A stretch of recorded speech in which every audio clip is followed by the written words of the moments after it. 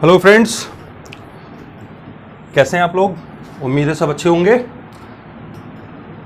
हमने पहला chapter NCERT 6 class का किया था, तो हम दूसरा चैप्टर शुरू कर रहे हैं। देखो, इस चैप्टर का नाम है आखेट, यानी कि शिकारी टाइप कह सकते हो आप। खाद्य संग्रह से भोजन उत्पादन तक, यानी कि जो शिकारी लोग थे वो कैसे फूड वगैरह गैदर करते घूमते थे, उससे निकल के वो कैसे भोजन खुद ब खुद उगाने लगे। यानी कि ये पूरा पीरियड इस चैप्टर में दिखाने की कोशिश की गई है। ठीक है, तो हम इसको थोड़ा सा आगे बढ़ाते हैं। एक बात ध्यान रखना, हम ज़्यादातर चीज़ें यहाँ जो डिस्कस कर रहे हैं वो हम अपने कंट्री के बारे में डिस्कस कर रहे हैं। और अगर हम कंट्री को देखें तो उसको हम इंडियन सब कॉन्टिनेंट कह सकते हैं, जो कई सारे देशों को शामिल भी करता है, जिसमें इंडिया, पाकिस्तान, भूटान, नेपाल वगैरह सब है। तो हम उसी के रेफरेंस में बात कर रहे हैं, ध्यान रखना। देखो, इंडियन सब कॉन्टिनेंट में जो ह्यूमन सेटलमेंट हुआ है वो लगभग 20 लाख साल पहले शुरू हुआ है। इंडिया की बात कर रहे हैं हम, 20 लाख साल पहले। और ये जो 20 लाख साल पहले का पीरियड है, इसको आमतौर पे, देखो मैंने यहाँ लिख दिया है पुरापाषाण काल, यानी कि स्टोन एज कह सकते हो आप उसको। 20 लाख साल से 12,000 साल के बीच का जो पीरियड है वो पुरापाषाण काल कहलाता है। तो हम उसी की बात कर रहे हैं इस टाइम। अच्छा, हम क्यों इनको, जो मानव निवास है यानी कि इंसान का रहना इस एरिया में, वो 20 लाख साल पहले से जो शुरू हुआ है, हम उसको क्यों ये नाम दे रहे हैं, जो चैप्टर का नाम है from hunting gathering to growing food, ये नाम हम क्यों दे रहे हैं। शिकारी या खाना इकट्ठा करने वाले लोग हम क्यों कह रहे हैं, उसकी वजह यह है कि देखो, शिकारी है, इधर उधर भटकेगा शिकार की तलाश में। तो इसका रीजन ये है कि आज अगर हमने ये नाम इनको दिया है तो क्यों दिया है, उसका मैंने इधर लिखने की कोशिश की है। देखो, पानी हर जगह नहीं मिलेगा, कुछ ही जगह नदियां होंगी या झरने होंगे, और वो नदियां या झरने सूखेंगे भी एक दिन। जरूरी तो नहीं है कि 12 महीने पानी उसमें मिलेगा ही। तो जब पानी जहां मिलेगा वहीं ये भागने की कोशिश करेंगे या रहने की कोशिश करेंगे। ठीक, तो एक रीजन ये है कि ये हम क्यों इनको नाम दे रहे हैं, क्योंकि ये पानी की तलाश में बेचारे दर बदर भटकते थे। दूसरा रीजन, जानवर मार के खाना है इनको, क्योंकि और कोई आसान तरीका नहीं दिखता था इतनी हाई एनर्जी का।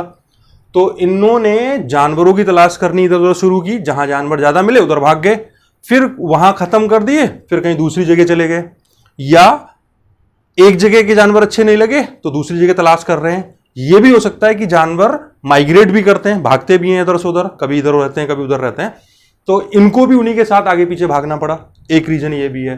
तीसरा, आप फल फ्रूट जो दिखेंगे आपको पेड़ों पे, आदिवासी हैं, उनको लगा कि ये फल अच्छे हैं, ये एरिया पूरा भरा पड़ा है, तो कितने दिन रहेंगे वो। सीजन होता है, जैसे आम का सीजन है कि सब 2 महीने 3 महीने अब आम खा पाओगे, फिर 7 महीने कहीं और भागना पड़ेगा, अगर हम उस टाइम की बात कर रहे हैं तो। और ऊपर से ये भी कि क्लाइमेट अलग है, तो एक चीज जो आज इधर है कल जरूरी नहीं है कि वो इधर हो, कहीं किसी दूसरी जगह फसल हो रही होगी।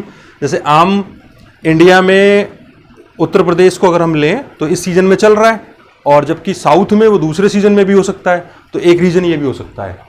ठीक है, तो इसलिए इनको हमने ये नाम दिया है, हंटर या गैदरर। ठीक, अच्छा, अब हम बात कर रहे हैं कि जो ये बातें हमने की अभी, क्या ये सच्चाई भी है।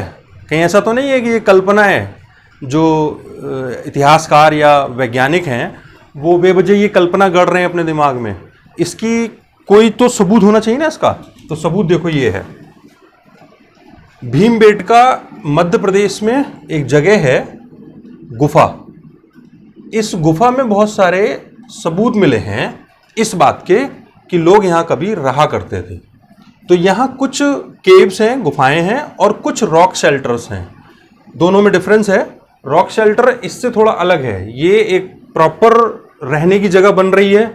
अब वो किस वजह से बनी वो छोड़ो, ये प्रॉपर तो नहीं है, लेकिन कहीं ना कहीं दाएं बाएं, जैसे मान लो पहाड़ी है, उसमें से थोड़ा पत्थर आगे निकला हुआ है तो नीचे कुछ इस टाइप का स्लोप मिल गया, तो उसको हम रॉक शेल्टर कह रहे हैं। यही वो जगह है जहां पहला सबूत मिला है कि इंसान भारत में रह रहा था। कब? इस पीरियड में जो हम बात कर रहे हैं। ठीक है, भीमबेटका की गुफाएं इन लोगों से रिलेटेड हैं और ये कौन से काल की हैं?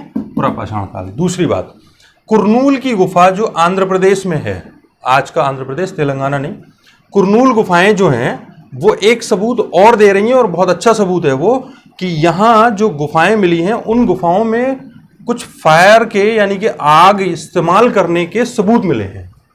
उन्होंने कुछ चित्रकारी भी की है गुफाओं में और कुछ एसेस वगैरह भी मिली हैं, जो राख वगैरह बची होगी वो मिले हैं।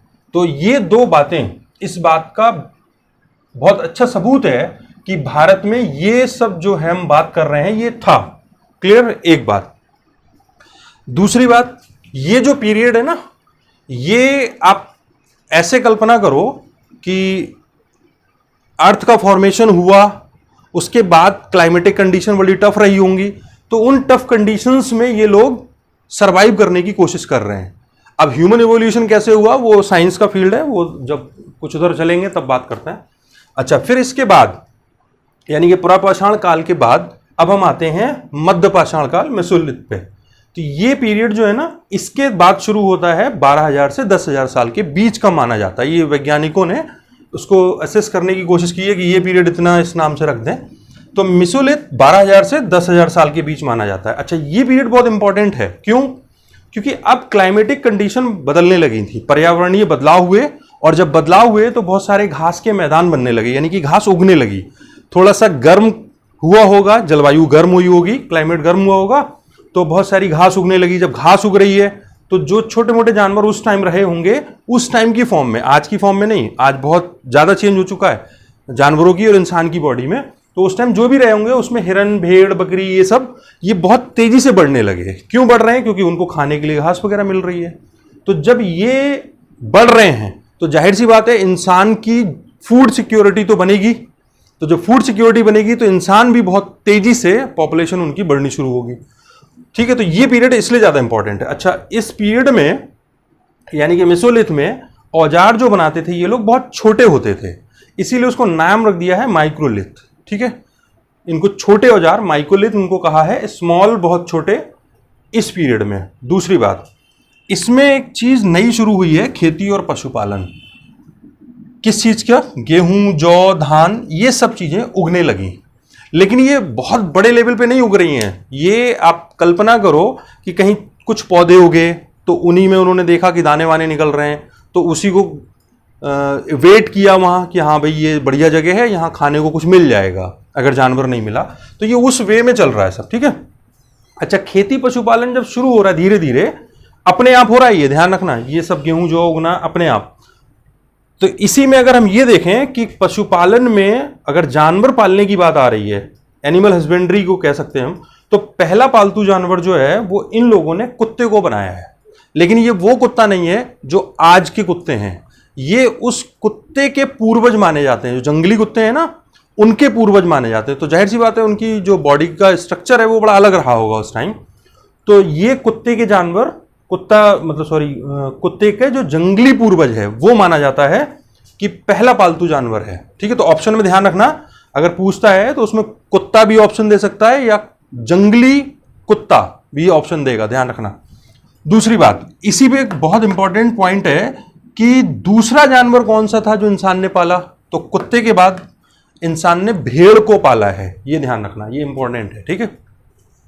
अच्छा, अब इसी में हम इसी पीरियड में चल रहे हैं, तो ये भी ध्यान रखना आप कि लोगों ने जो पौधे उगाना शुरू किया, जो मैंने उधर बताया था, और जानवरों की देखभाल करनी शुरू कर दी, रियरिंग उनकी शुरू कर दी कि साहब इनसे तो फायदा है, अगर कहीं कुछ खाने को नहीं मिलेगा तो जानवर को मार के खा लिया, या सब कुछ ठीक है तो दूध भी निकल रहा है तो दूध निकाल के पी लिया। ऐसे वो कोशिश कर रहे थे कि पौधे, जानवर, इन सबको ना हम केयर इनकी करनी शुरू कर दें। तो ये जो प्रोसेस है लोगों के द्वारा पौधे उगाना और जानवरों की देखभाल करना, इसी पूरे प्रोसेस को कहा गया है द प्रोसेस ऑफ सेटलमेंट, यानी कि इंसान के बसने की प्रक्रिया, सेटल होने की प्रक्रिया। और ये कब शुरू हुई है? 12,000 साल पहले। ठीक है, ध्यान रखना इस बात का। अच्छा, कभी कभी ये भी पूछ लेता है कि सबसे पुरानी फसल कौन सी है, तो वो भी ध्यान रखना, गेहूं और जौ। ये दोनों मैंने इसलिए एक साथ लिख दिए क्योंकि आपको ध्यान होगा, अगर आप थोड़ा सा खेत वगैरह में जाते वाते हो, तो गेहूं और जौ लगभग एक साथ उग जाता है, नेचुरली अपने आप वो एक साथ उग जाता है, इसीलिए ये दोनों चीजें एक साथ हम कह सकते हैं कि ये सबसे पुरानी फसलें हैं जो उगनी शुरू हुई थी। क्लियर? अच्छा, अब मैं यहाँ पे ना एक चीज आपको बताना चाह रहा था कि ये मैंने पुरापाषाण काल और मध्य पाषाण मेसोलिथ ये दोनों डिस्कस किए।